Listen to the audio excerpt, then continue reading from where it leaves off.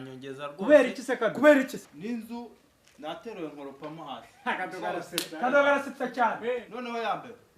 imwe yajyaga yambe wayogeje nayishe wagize gute nayishe kado wihambeba nayishe rwose niryo kubwa ku kirambe binama y'abaminisitiri turatangaza imyanzuro ya nyuma yejo uzi kwirambe batwari kwirya iminsi ine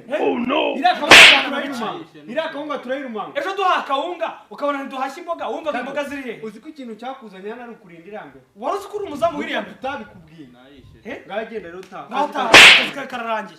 twumva ari kirambe ejo ariko bazatangaza imyanzuro y'abaminisitiri ntabwo baba baracukuye wese ngo ujye muyikuremo nukuri ko Imana nakagiyemo ariko ntabwo mpfanye nayo se